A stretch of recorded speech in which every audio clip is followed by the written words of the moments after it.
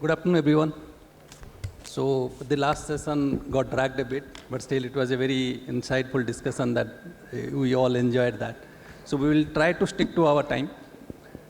So it's a pleasure that welcome you all to all our panelists here and the audience enjoying this.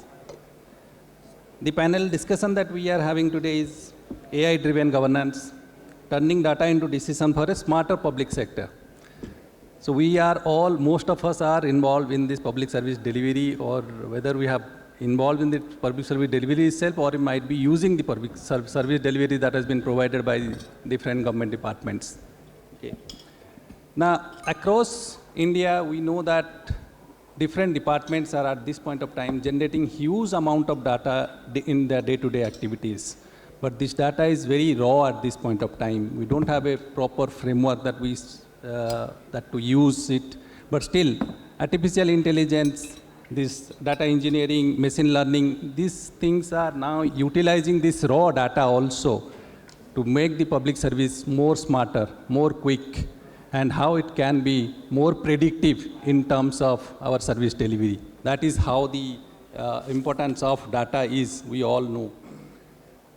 Whether it is transport, safety, urban service delivery, it might be health, economic services, whatever we name it, any domain we name it, the data is very paramount for us, and how we are utilizing the data, that matters a lot. So we are fortunate enough to have our panel here, some of our most forward-thinking administrators of our country and some of our states also. I'll quickly start with Mr. Dipti Ranjan Patra, who is the Additional Commissioner, Technical State Transport Authority. He has been leading more transformative initiative in driving license, automation, transport enforcement. We all know the Vahan Sarthi implementation was very successful in Odisha because of Mr. Patra. So, and digitization of AI-based e-enforcement and powerful examples of his leadership. So, sir, I'll go directly to you only. What kind of, for your insight in terms of how, means we know that India is now shifting from a reactive governance to a predictive governance kind of thing. How do you see AI transforming your decision making at your domain? Means at transport department, what are the initiatives that you have taken, and how it has helped? Means artificial intelligence, how artificial intelligence has helped you in taking those decisions actually? With your vast experience in transport, it will be very useful for all of us to know. Sir. Thank you. First of all, very good afternoon to everybody. And also I'm thankful to the organizer for allowing me to participate in this August conclave. So for transport department, data is not a simple data for us. It's a regulatory framework for us, because transport department is a regulatory department. It regulates lot of activities. While providing the services, there are various services. At least I can list out, there are at least 48 services, basic services which are offered under Sarathi and Vahan. So Sarathi and Vahan is the key platform where the data are being captured. So Odisha, when started implementing Vahan and Sarathi in the year 2006, while many states have not dared to implement that application across the state at a time. But in those era, Odisha could think of implementing Sarathi and Vahan at a time across all active offices. So while capturing those data, we could learn that sometimes data is not correct. So thereafter, and always NIC is standing as a backbone behind the transport department for in pan-India basis to support these two platforms. So when we created the data, then we have predictive analysis, we have started proactive analysis. What is proactive analysis? So proactive analysis means we have started analyzing that. We found some vehicle data are fictitious, some vehicle data are manipulated in the manual era. So thereby we have started analyzing, categorizing the fictitious data. So day by day we are learning from the system, and thereafter we think of integrating artificial intelligence. So it comes to our mind when we started that, because everybody knows that RTO office में भीड़ ज़्यादा होता है, वो भीड़ का कई भी कारण हो सकता है. So we started to improvise our name and fame. So then we think of that, let us do providing some services at the customer's doorstep. The citizen should not come to office. We should provide the service at his doorstep. Since we are the regulatory department, we have to think of lot of safety and security parameters. Suppose somebody manipulates, somebody tries to evade the tax, somebody tries to upload fake documents. So in phased manner, as of now, we are offering 15 services as faceless by adopting this AI, and some more services, although we are offering on online platform, but as of now we are not in a position to offer it on faceless mode. Like the very crucial thing we have started, learner's license. In learner's license there is a procedure where the candidate has to appear a test, basic test. The test is some questionnaire will be asked to him or her. He or she has to answer all questions. At least he has to give 60% correct answer. So suppose I started providing the services on faceless mode, there is every chance that person might not appear the examination, somebody else will give examination. So we have integrated proctoring tools, smart lock systems. Still some issues that we are facing, that still some manipulation is happening. And since we are in learning process, day by day we are improving our systems. So this is one area where we are using artificial intelligence. Now comes to proactive analysis. This process in between, during last 3-4 years, electronic detail accident reporting system. It is a holistic approach to collect all details relating to any accident. So where the stakeholders are police department, health department, road owning agencies, many are there. So whenever any accident, earlier what used to happen, any accident takes place, police used to register a case, and the insurance people approach them, sir, please provide me this document, that document. Now the platform has been made like this, that the documentation system by the insurance for claim settlement is being made automated. And what result we are getting? We are getting a proactive analysis, predictive analysis. What are the areas where accidents are occurring more? And at what time the accidents are occurring frequently? So these are the areas where we are also implementing artificial intelligence. Now comes to next, e-detection and electronic enforcement. In e-detection is a concept initiated by State of Odisha, developed by State of Odisha. My team is also with me, and we have implemented just on a basic fundamental that data itna sara mil raha hai, usko kaise use kiya jaye. So what we think of, vehicle movement का data कहाँ आता है? Mining में आता है, toll gate में आता है. तो हमने first we picked up the toll gates. So the tolls are being asked that, yes, I made a platform, you have to upload your data. So once they are uploading their data regarding FASTag movement data, so I built up a analytics tools, which is back end it is integrated to Vahan, in front end it is integrated to toll gate. So toll gate data and Vahan data when merged, instantly my system populated the data, the results, that what are the vehicles, how many vehicles passes through that particular toll gate without payment of tax, without permit. आजकल बहुत लोगों का 10,000 वाला चालान आता है, रोज हमको कम से कम 100-200 phone आता है, सर मेरा पोल्यूशन खत्म हो गया था, चालान कट गया. So these are the e-detection. So for which Odisha has been awarded with Scotch Prize.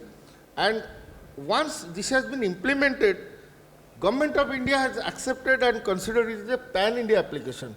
Now it is available under Bahan Sarathi ecosystem. So many states have followed and lot of improvement has been done. Right now it is not required by the toll gates to upload. It is now connected to National Highway server. So data is getting, just few days before, I think 15 days before, Government of India has allowed us to fetch the data directly from National Highway FASTag server, and it is through API services. So it is one area where we are using AI. Another area is in automated testing system. Earlier the vehicle inspection used to be done by the motor vehicle inspector. So whenever any government system operates on a mechanized mode or discretionary mode, definitely some challenges, some allegation will come up. So to improvise that, it has been decided that the inspection systems should be automated. Like the brake system shall be tested with a machine, the headlights shall be tested. So these where we are using machine learning process. And I'm cut-shorting my speech. And one more area, driving license. आप license मिलने के लिए मुलाकात कर लो, किससे मिल जाएगा. Now at least in 19 offices, we have stopped that definition. License never available here. License cannot be obtained. You have to pass through that test, automated driving testing system. In 19 offices we have implemented, and by mid of February we are expanding to 31 places where the human intervention is zero, absolutely zero. The video analytics system determines whether the particular candidate is pass or fail. If he wants to visualize his videos, he can visualize. A result is being given. So by what I essentially want to say, by adopting, integrating artificial intelligence, machine learning, we are trying to improvise our image, improve the public service delivery, bring transparency, and to make this department to take proactive decisions. That's all from my side. Thank you. Thank you, Mr. Patra. Mr. Patra might have missed to provide one more information that I want to provide. We were both working for Transport Department at one point of time. So the driving license that previously we used to have a physical driving license for all of us, correct? That we digitization and we removed that. Even within that, we were working as, I was working as the consultant to Transport STA at that point of time. And sir was actually leading that initiative, where we only suggested how can we remove this physical driving license. Nowadays, you might not be, unless and until you need it specifically, it will not be delivered to your house. Now everything is available in the thereafter amendment on the basis of the suggestion of the Odisha, due amendment has been done under the motor vehicle law, to accept the digital document instead of physical document. This has been incorporated in Central Motor Vehicle Rule as well as in Motor Vehicle Act. So Odisha, in many cases, Odisha is a pioneer, but we are never advertising us. Thank you, Mr. Patra, for giving us these insights of Transport Department, the things that they are doing, how they are utilizing data into, utilizing AI in their service delivery. Now from city systems, let's move to another backbone of our nation building, to our education system.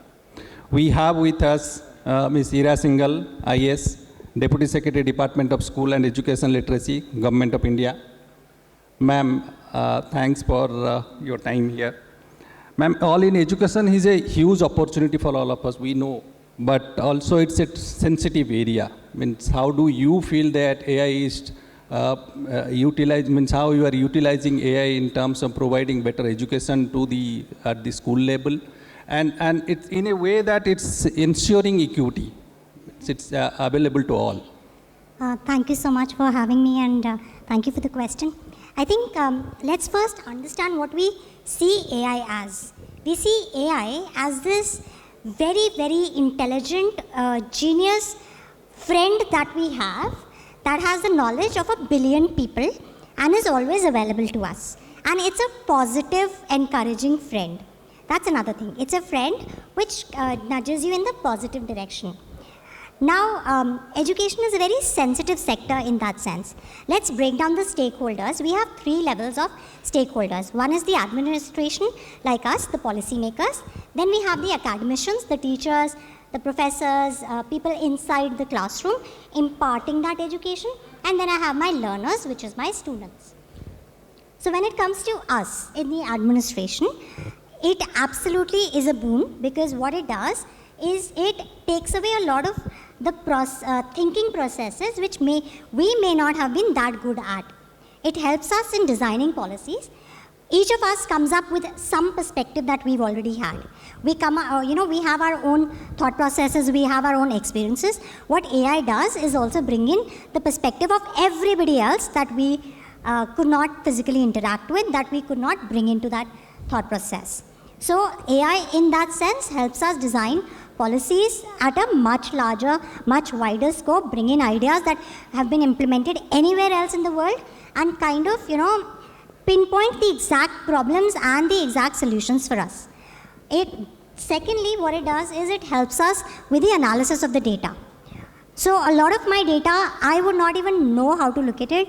I can ask AI, I have all this data. What do you think it can do for me? So it can bring out those problems which I don't anticipate, which I have not seen, because again, like I said, humans come with biases. So when I look at a data, I come with a specific perspective. I may have a certain bias and I'm maybe looking for certain things and hence ignore a lot of things. And that's what AI does. It kind of helps me pinpoint the issues. Depending on how open I am, it can tell me what to fix, what not to fix. So in that administrative sense, it's an absolute huge support system. It helps you design policies in a second, which normally would have taken you months and months. So in that sense, it is absolutely the biggest plus for us. Now, when it comes to my teachers, again, AI is a huge plus. One of the best things which we don't think of is it actually helps design new question papers for teachers every time. They just have to tell the AI that, okay, I want to test this learning outcome. And learning outcome is basically how you structure a classroom, how CBSE or NCERT or any state board, how we structure the classes, how we structure what we're going to teach each kid. So that what are we going to teach is called a learning outcome for those who don't know. And that learning outcome, you just tell the system that, okay, I want to test my kids of this age in this class on this learning outcome. And it can design absolutely brilliant question papers for you. So that's one bit that is absolutely the biggest help that the teachers are getting. Second, it helps them design teaching plans. It helps them design lesson plans within the classroom, and especially individualized lesson plans. So now in equitable and accessible and inclusive classrooms, we are catering to kids with all kinds of backgrounds, all kinds of abilities, all kinds of thought processes, all kinds of intelligence levels and learning capacities. So we also have slow learners, we have kids who are fast learners. So what it can do is it can help teacher make those individualized learning lesson plans, individualized teaching plans, which a normal teacher would definitely never be able to do. So when it comes to inclusive classrooms, AI will actually make sure my classroom is inclusive. And the minute I tell a teacher that there are 40 kids in your class and you have to make individualized plan for each, the teacher is definitely going to feel burdened and definitely not going to be that interested. But when I give them the support of AI, it takes them 10 minutes. They can do that. They will, and then my inside the class teaching becomes a lot better. Then thirdly, my pedagogy, which is the way I teach my kids, that again becomes better. Because now, so for example, when we were kids, there was no internet, there was no, social media, there was no telephone systems that accessible. So when you had a child in a class, you knew the kind of mindset that child was coming with. You knew the kind of learnings that child was coming with, because you knew the environment that they were exposed to. But now you don't know what the child has been exposed to because of social media, because of internet. The child is exposed to many more things, and hence the way they have been thinking, the way they process is a lot different. We also have rising cases of ADHD and a lot of attention disorders The current statistics says 10 to 15% of population is affected by ADHD and any of these SLDs. So again, for me to bring all of that into my pedagogy, into my teaching plan, in the way I address my student, in the way I connect to my student, that again is helpful. One place I'm a little skeptical of, and everybody thinks, and that's my personal opinion, is checking the answer sheets. When it is subjective answer sheets, I think sometimes a human intervention is important. But yes, when it is mass scale checking, definitely, and you have to have an impersonal system, in that case, AI definitely helps. But when it's my small classroom, I don't think AI should be used as much. But when it is a large level classroom, when we're talking of board exam checking, there AI definitely helps. And there, in fact, we should have such systems which are impersonal. But within that classroom, when you're addressing those 40 kids, I think the teachers should make that intervention. So that's one place I'm not very keen on. But when it comes to content, the way of teaching, and the child's development cycle, AI definitely helps. Now, the third and the most important stakeholder, which is my student, which is my child. What AI does is, so we're talking of kids, right? The reason we call them kids is because we are saying that they're not developed enough to be called as adults, and hence their thinking processes, the way they look at the world, the way their own emotions are regulated is not yet settled. So we're talking of people who are developing. Now, in that case, when they are themselves developing, having a system which sort of gives them everything on their instantly and does not make them do the effort, that may not be the best thing. So what AI does, should do, is help them build on the knowledge, help them collate their knowledge, help them understand their knowledge better, but maybe not really do the task for them. And what is happening is they're regulating a child and saying, okay, you will not ask the AI to do your homework, but you will ask the AI to teach you things you don't know. That it's very tough to regulate that. It's very tough to make a child not do that. Secondly, and these are cases that have happened and are documented, there have been kids who have started using AI as their alternate friend.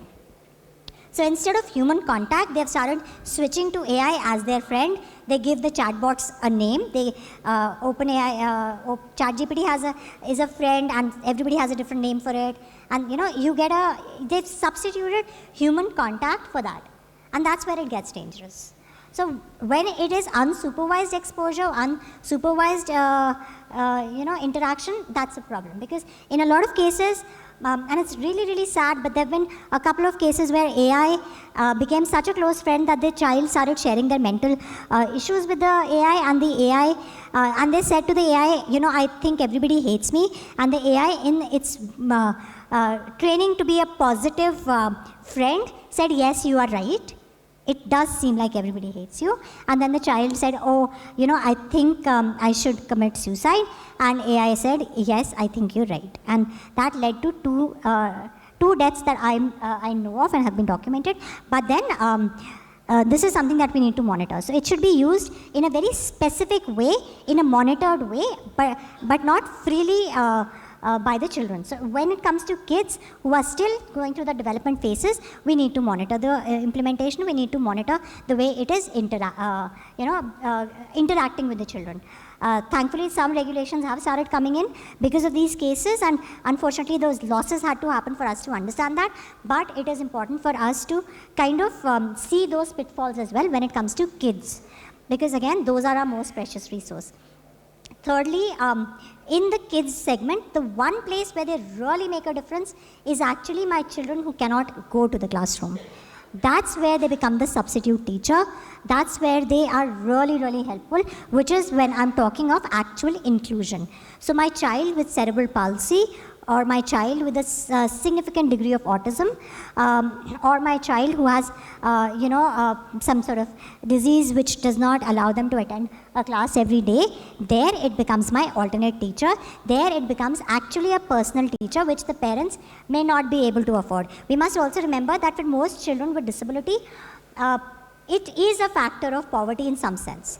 A lot of them actually come from poorer backgrounds, where it is not possible for the families to actually afford a personal teacher, afford a transport system which takes the child to the classroom every day, and hence in that space in particular, it actually makes a difference. What it does is it helps me teach the child all the learning outcomes. It helps me help the child with the problems that the child is having. It's like that one-on-one personal, super smart teacher who understands you, empathizes with you, and helps you learn. So, so while AI has a lot of benefits for education, it does also have a small and a few gaps that we need to address. Thank you, ma'am. Thank you, ma'am, for giving this detailed insight about the education sector, that we know that we have huge, enormous amount of data that we generate. Now the next step is that how can we plan future using those data actually. So, yeah.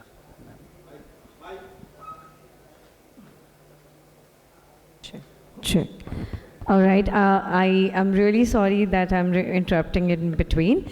Since our one of our honorable speaker have just joined, I request sir to please kindly come on stage. Please welcome Shri Chanchal Rana, IAS Commissioner, Bhubaneswar Municipal Corporation, and MD, Bhubaneswar Smart City Limited, Vice Chairman, Bhubaneswar Development Authority, Government of Odisha. Thank you so much, sir, for joining. Thank you, ma'am. So, moving next to our next panelist, Sri Akshat Verma, IAS, Special Secretary, Planning Department, Government of Uttar Pradesh. Sir, I'll directly come to the question that we are actually in Planning and Convergence Department. You might be collecting maximum amount of data, all the socio-economic data that you collect using some CAPI or CATI-based solutions, that huge amount of data that you usually collect, and how you feel that that's a huge amount of data that is available with you, and how do you collect those data, how do you provide those data to be useful for other departments? It's not only for Planning and Convergence Department, it might be useful for other departments also, be it health, be it education, be it any other department that might be using those data. How you feel that, or how you utilize those huge amount of data to be useful for other departments? Thank you. Good evening, one and all. At the outset, I would like to thank iLounge Media and all the organizers of the event for having me here in this August gathering of all the technocrats, policymakers in industry and the academia. To give a brief introduction about the planning department, what it does in Uttar Pradesh. To put it in a nutshell, I would just say that you have medium-term sustainable development goals. Long-term vision of India is Viksit Bharat till 2047, and we can say planning is the department which is the nodal department which guides all the departments of the state of UP to move towards that goal and bring out maximum efficiency while doing so. So that is basically the function of this department. As the moderator rightly said, that being the nodal department for all the policy changes or policy execution that is happening in the state, we encounter a lot of data, and converting those data sets into decision is a key challenge, and which we face. And as the topic of this discussion is turning data into decisions using AI, so I have just the right example for you that we are currently implementing in the department. So to give you a context, in August 2021, Honorable PM said that by 2047, India should become a Viksit Bharat, and he also expected all the states to prepare their vision plans for 2047, and UP has also decided to embark on that journey.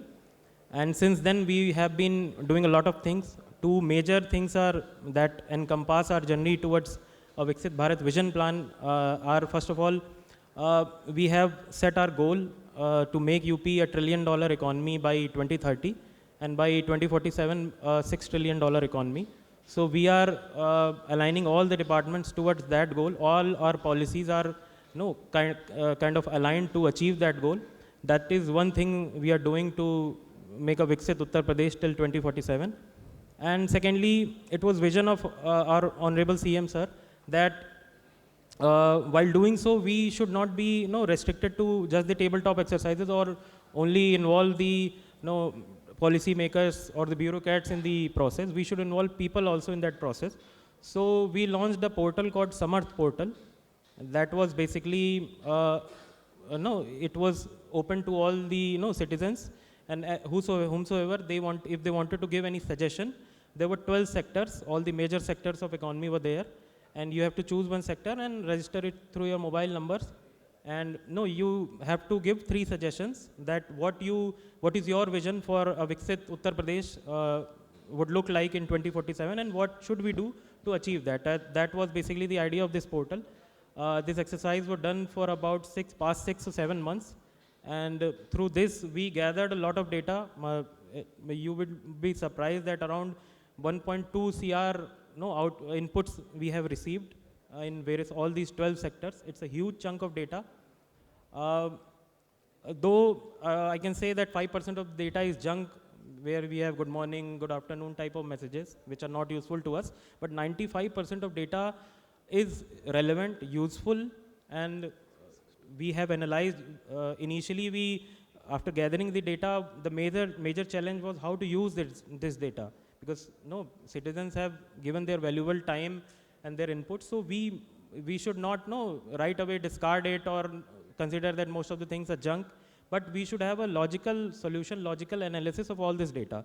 So initially, we did a manual reading of the suggestions that were received picking from various sectors, and around 1 lakh suggestions were read manually read. This was done to basically train the AI model that we'll be using to further analyze the rest of the data.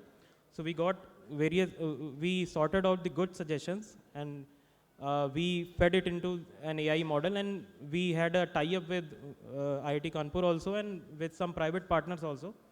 So we are still in the process of doing this exercise, but in some of the sector like agriculture, industry, we have sorted out some very good suggestions. That was not possible using manual interventions, because it can take months to analyze 1.2 CR data. And some of them were around 10 to 15 lines. So you have to read it, sort it, and also it depends on the analytical ability of the reader who is reading. I mean, X can consider this idea can be a very good idea, but Y, when he reads it, he thinks that it's a very cliche idea. That can happen, but it's very subjective. To give you an example, like in agriculture sector, we got a lot of idea, use of drone in agriculture, use of drip irrigation, sprinkler, and all those things in irrigation. When read by a particular person, he sorted it in good idea.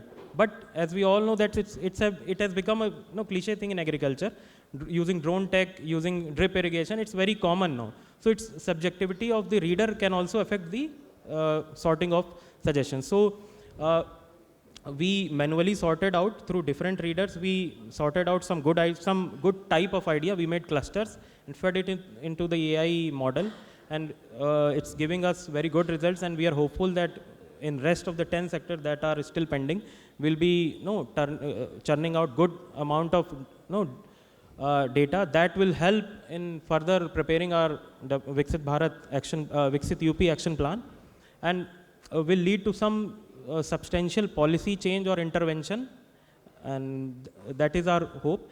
And I think AI has played a great role in this, and although as said by earlier speakers also, it's up to us to utilize the capability of AI.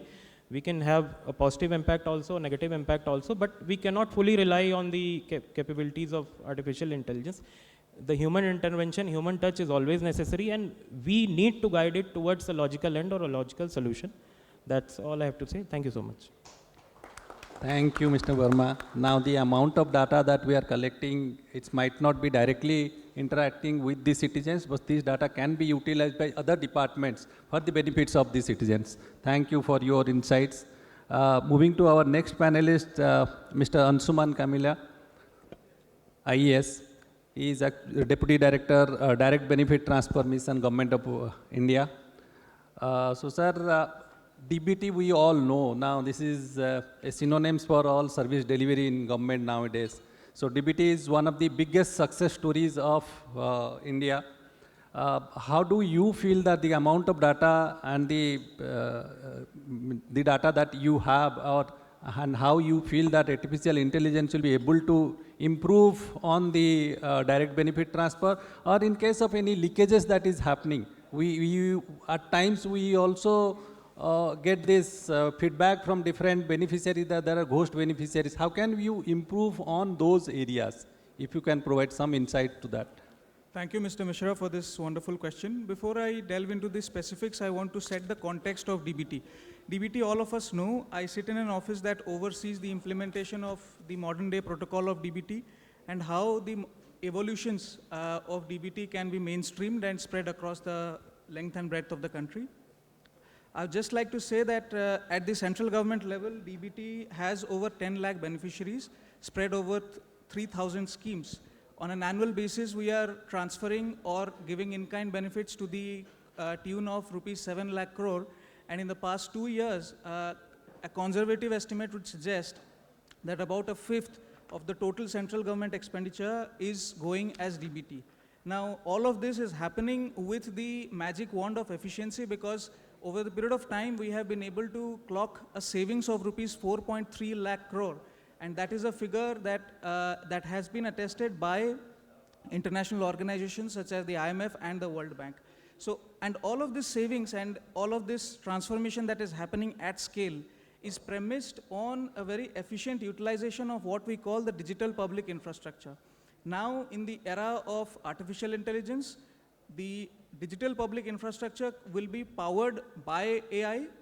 So what we will be witnessing is DPI to the power of AI.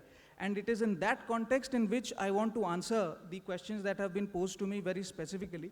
I think that using AI can make the DBT schemes better accessible to the citizens, better discoverable by the citizens, for the citizens to be able to make their applications. That will be very easy. And in the process, we'll also be able to cut down on some of the leakages that currently plague the system. Let me go over them one by one. In the application process, we have a fantastic platform called My Scheme, which has been developed by the Ministry of Electronics and Information Technology, which has a corpus of all the many schemes that central government, state government, and local governments run. And it also has an AI engine so that it takes some basic demographic inputs from a user and can suggest to that user that, look, these are some of the schemes which can potentially be of benefit to you. Now, if the scale of My Scheme can be utilized through the power of AI, we can suggest schemes to students, to skilled youths, so that they can take advantage of DBT schemes to have a more seamless and a more comfortable experience while going through their education or vocational educational journey. And after having completed their vocational or educational journeys, they can branch off into becoming entrepreneurs and generating jobs for the entire country. Secondly, in evaluating the applications that come as part of the DBT schemes, there's a lot of efficiency that can be reaped by using AI and powering it and powering DPI through AI. For example, 1.5 years ago, Karnataka launched a slew of schemes, and a lot of beneficiaries running to the tune of millions could be onboarded in a very small span of time, simply because a lot of these government databases which had disparate data spread across departments could be seamlessly communicating with each other through API. And all of that could help in filling of applications based on a very robust consent architecture.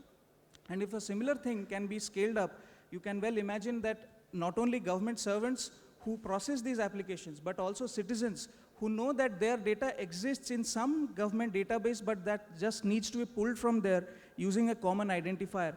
I think that's also a second thing that can be done. I think third, when we go for the payments process, today what happens, someone makes an application, I go through that application, and I found that application valid, and then I make a payment. And that process of making an application and someone submitting the eligibility criteria for that application, there could be a lot of gap. Now, smart contracts could be very profitably utilized, that someone submits a certificate, AI is able to check that yes, based on trusted databases under the ownership of government and other non-governmental agencies, this eligibility certificate is valid, and smart contracts can quickly do their play, and the payment gaps or payment delays can be shrunk drastically. Fourth, I think grievance redressal continues to be one of the major priorities of the government. With scale, we have more grievances, but sometimes government officers are unable to go through them in a way that the due diligence could not be prepared. My previous speaker was mentioning some of such concerns. Now, AI can be very profitably used. MIT is already in the process of training AI models in Indian languages so as to read grievance applications made in any Indian language and categorize them. Can some grievances be solved simply by someone making a small correction in an application?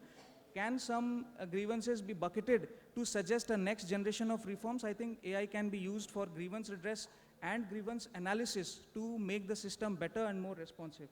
Let me now come to the last point about eliminating fraud and deduplication and duplicates. I think DBT has done a tremendous work in curbing a lot of leakage and weeding out a lot of fake and ghost beneficiaries from the system. Yet, the efforts using AI are continuous. Department of Telecom, Government of India has been using Astra tool, which is basically an AI-powered image analysis tools to detect what kind of fake or duplicate beneficiaries that might still exist in some of the government database, in some of the government schemes. And I think these are some promising areas going forward which can be replicated across this country based on a trusted and scalable architecture which can ultimately benefit the people at large and the governance ecosystem. Thank you. Thank you, Mr. Camilla. Thank you for this insightful details regarding this DBT, because we all are involved in this DBT process, but there are some insights that you throw into that will be very useful for all of us. But all these requires a trustworthy procurement and scalable platforms also. So coming back to our next panelist, Mr. A.B. Muralidharan, who is actually Chief Buyer Officer of Government E-Marketplace, GEM. Yeah. Is it working, sir? Hello. Yeah. Thank you, sir. Yeah. So, sir, how GEM is actually, means we all are using GEM in our day-to-day procurement in public service procurement related activity. How do you feel that it will be more transparent and more efficient in terms of using artificial intelligence in procurement of GEM? Yeah, please. First of all, let me thank the Odisha government for giving opportunity to attend this program on behalf of Government E-Marketplace. GEM was launched in 2016 and within the span of about more than 9 years have emerged as the world #2 public procurement portal, and already transactions worth 17.82 lakh crores have been done through the GEM portal, out of which around 2.77 lakhs crores have been done by the state governments. There are almost 24 lakh verified sellers are there, 1,67,000 buyer organizations are there, and 3.28 crore orders have been placed through the GEM. And we have got 11,000 plus product categories and 337 service categories. Now, let us see how this that much of data, because that much of orders have been placed, so much of data is available with the GEM, how this has been used, or how GEM has used the data analytics and this machine learning to help the buyer to make a very procurement efficient, because instead of like not having all the information, they are having all the information which enable them to make a very well thought and good procurement. For that, I just tell what are the things which GEM has provided. One is that it has simplified the bid the documents. What happened, GEM has made the contract document, bid document, everything, clauses are available. So it is much easier for a buyer because a lot of time is saved. Instead of drafting the thing, this is all provided by the team. It is available. So the buyer login, they can create the bid and the contract is also generated. It saves a lot of time.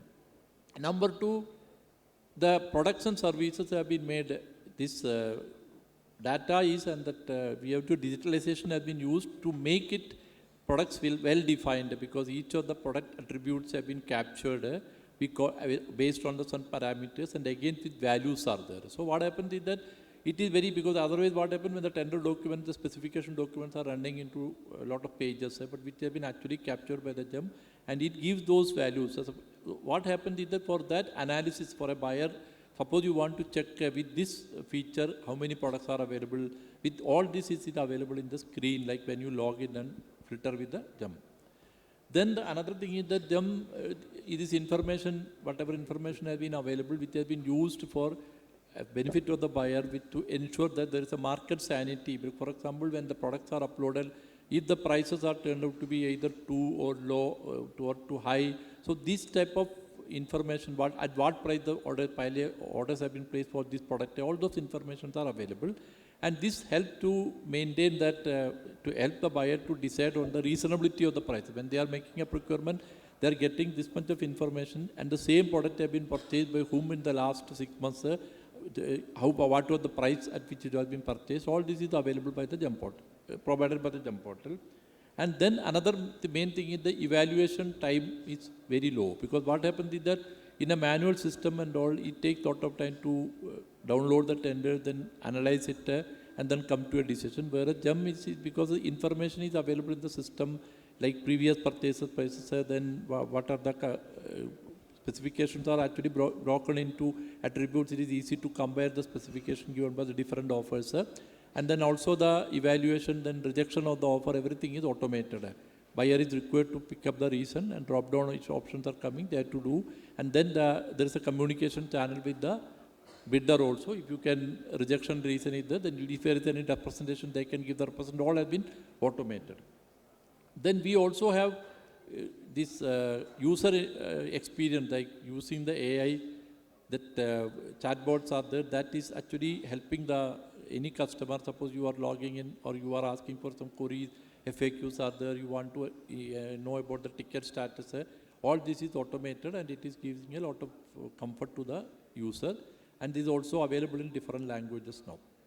We are also working on further for voice-based interactive systems where the question can be asked and then voice and then answers will be given. Then another most important thing is that, as you are all aware, public procurement means compliance to the laws. For example, there is a Make in India is there is MSC reservation is there. All those things are actually jump portal prompt to the buyer, because whenever buyer is buying, whenever it's going to create a bid, it asks the question, this MSC reservation you are going to do, you are going to Make in India, you are going to choose. And we also show the Make in India compliant product based on the declaration given by the seller while uploading the catalogs.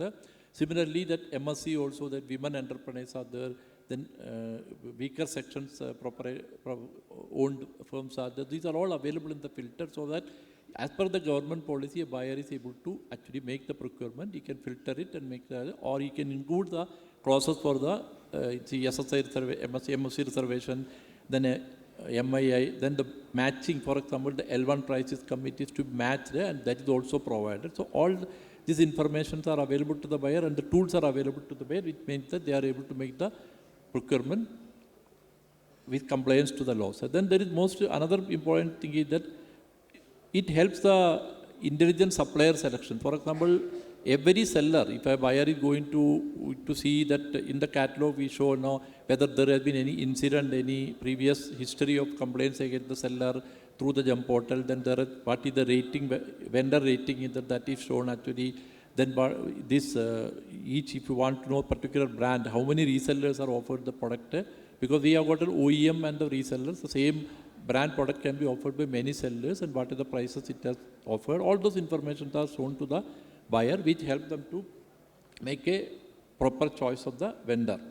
Then another advantage is that for government department, spending money, that is the higher level. Suppose a department, each office is spending money, then the senior secretary level want to monitor that, what is the spending and what is the, all those dashboards are given by jump to the head of the department, primary buyer, as well as to the top officials, through which they can actually monitor the spending done by the different buyers under their control. And this also helps in government expenditure optimization.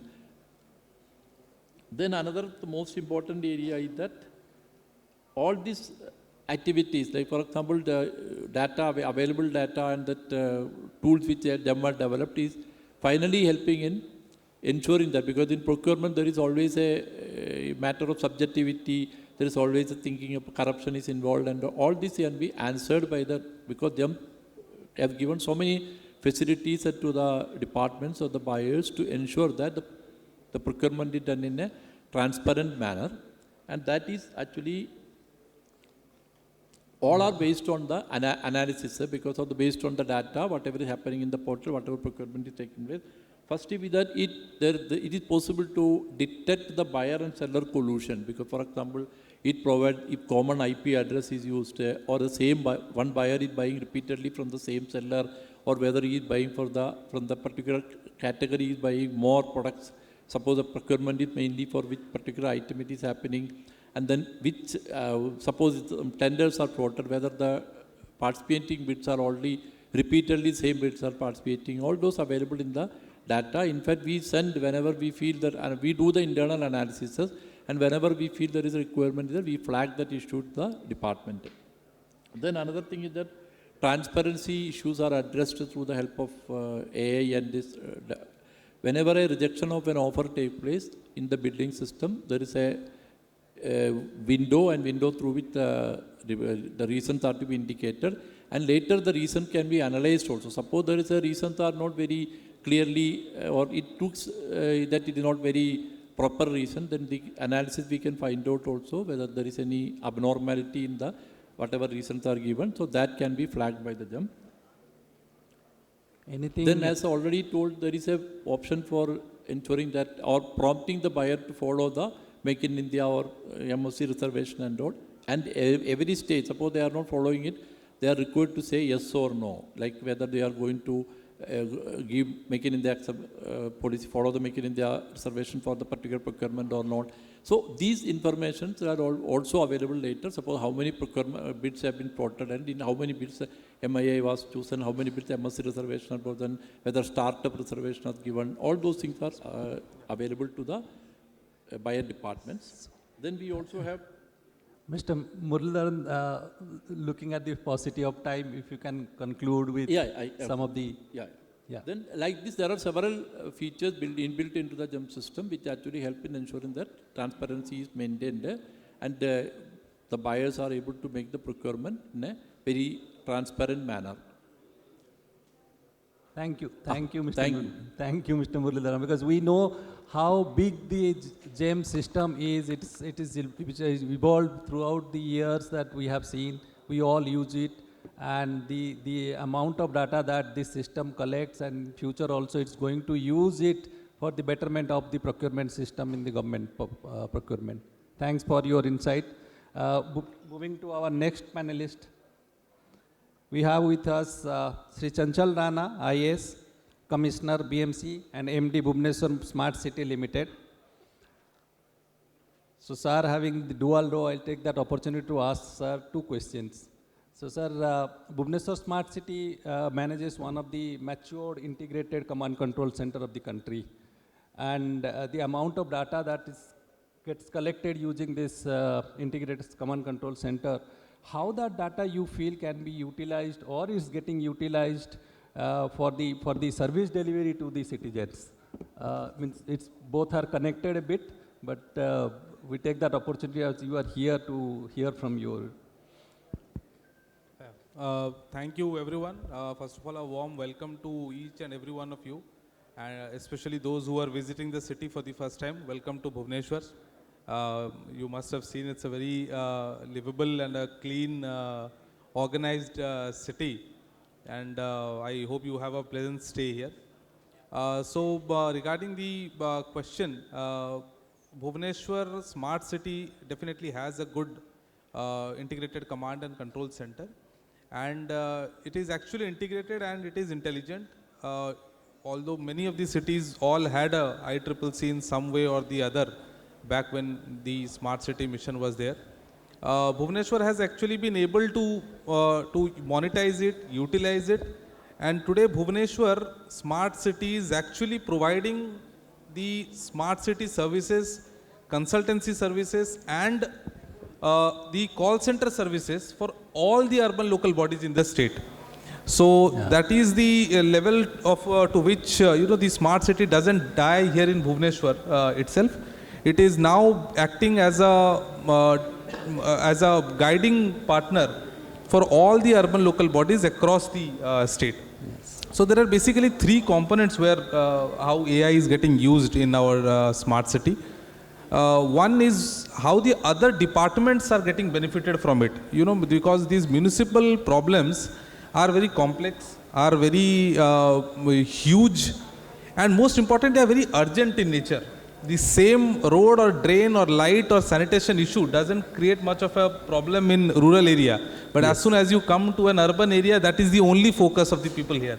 So it has to be addressed immediately. And that is why you build systems which are responsive, which are inclusive, and which takes care of the people's grievance system. So, for example, if I take we have a very good traffic monitoring system, or which gets used, which is very adaptive. Suppose you are hosting an event here, you book this event on the Bhubaneswar.me, which is hosted in the ICCC network, and immediately all the traffic posts gets adapted accordingly.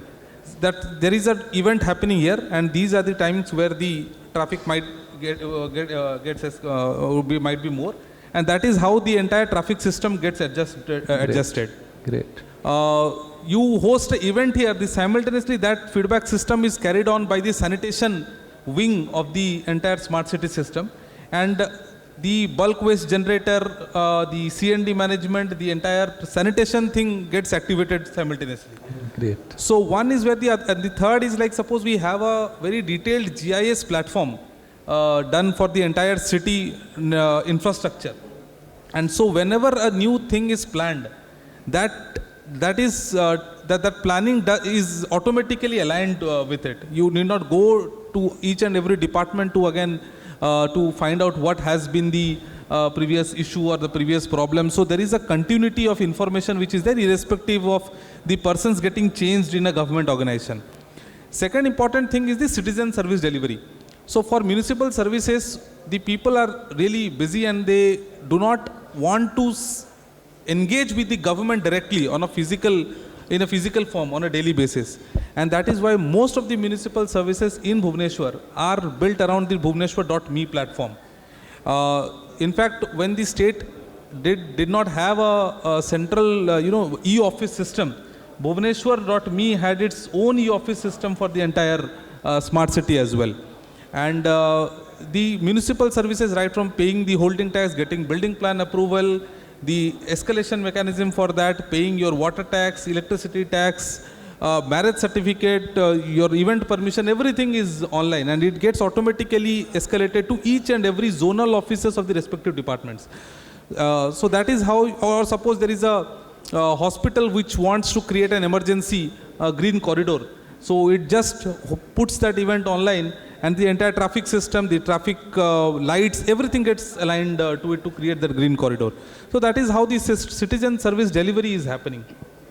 And the third most important is that, urban population, they really want to engage with the government. They don't want to be a mere recipient of your services. So this AI is now used to continuously monitor their feedback and making this engagement a little more seamless. Today we have a chatbot service for all municipal services in Bhubaneswar. So the moment one starts engaging with the chatbot, I do not know my ward number. Automatically the location is captured. It aligns with all those different municipal services in that ward. So the entire interaction then starts become very ward specific. And that is how this grievance gets redressed. And more importantly, we use that information, how many grievances, what kind of grievances are coming from different people through that chatbot, and we start monitoring. Suppose ward number 30 se bahut zyada electrical street light complaints are coming. So automatically what type of complaints are coming, that system analyzes it and gives it to the electrical department.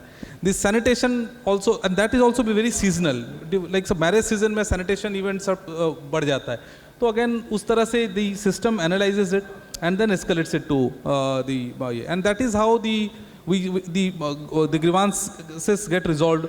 The systems that we have incorporated as a part of our smart city, also we have a chance to improve upon that. So this is what the government has been doing, or the corporation has also been doing. But there is a huge scope now. Now we have seen that we have a huge data with us. We have a CCTV feed with us. We have a GIS platform. We have a dark fiber OFC cable running across the entire city. Now this is where we have the opportunity for the app developers, the private sectors, the internet service providers, the academic institutions to come and contribute and monetize this entire thing. For this entire sanitation thing, we were using the CCTV feed, but it was monetized by a private app developer who told you, we will do your live tracking of your vehicles, we will monitor the garbage vulnerable points, we will ask the citizens to give a feedback, and we will also measure the response time, whether the GVP is getting cleared in 48 hours or not, and accordingly you impose a penalty on the service provider who is providing sanitation services. So this is how you build the entire ecosystem and open it to the academic institution, the private people and everyone, so that the monetization of that entire framework is happening, and the citizens actually get a good, they have a good outcome. They have good service delivery before them. Thank you, sir. Thank you for your insight, and it has been very detailed, and actually how the data, that the amount of data that we are collecting, how you are utilizing that data, that is what we were trying to understand, and it has been utilizing up to the full extent we feel at this point of time. Lot of improvements, you are also talking on those lines. It can be happen in the next couple of years. Thanks for your insight. Now we have heard all our administrative point of view from all our forward-looking administrator that we have heard. Now let's hear from our industry leaders. So let me introduce Sri Sumit Agarwal. He is the founder of I2V system. And so coming to Sumit, to your point of view, how can you, AI-driven video intelligence kind of system that you have developed, how you feel that it will be utilized in different smart cities, with transport departments? How do you feel that can be utilized up to the full extent? And the data that you are collecting through those devices, how those data can be utilized up to the full extent by these departments and the smart city corporation? Yeah, thank you. Thank you for inviting us. So when we look at the challenges of current modern cities, especially in India, one thing is very clear.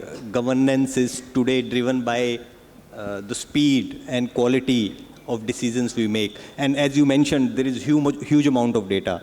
So what we specialize in extracting video intelligence from all these surveillance cameras. Take, for example, there are thousands of cameras in smart cities, and you have to do a better traffic management. And as sir mentioned, you can extract so much information. You can extract congestion patterns. You can extract violations, where accidents are happening more, in which areas accidents are happening more. You can detect stalled vehicles, illegal parking. So there are so many use cases that you can detect through video. In industries also, other than smart cities, we can, like in Odisha, we see a lot of mining industry. Now we are doing one use case for mining. There is a theft happening for coal. Trucks are coming and going. So in entry and exit, the cameras are installed, and you can actually check how much truck was filled or empty. So you can actually reduce the theft. So this is how video intelligence helps, and this is how AI is, all this is done through AI. So the real power of AI is, I think, transforming so many millions of video frames and giving clear and actionable intelligence. And that is the future we are trying to enable, and which reduces human efforts and reduces resources. And you can predict issues before they grow, or sometimes prevent them. Yeah. Thank you, Mr. Sumit, for your insight. Actually, looking at the paucity of time, I had a couple of other questions to you also. I'm just keeping those things. So with the discussion that we came, it's very clear that the future is going to be data-driven, predictive, based on predictive things only. Based on the data that we have, how can we predict much ahead, and how can we provide better citizen services to our citizens? Thank you, all the panelists. Thanks for your time. It's over to the organizing team.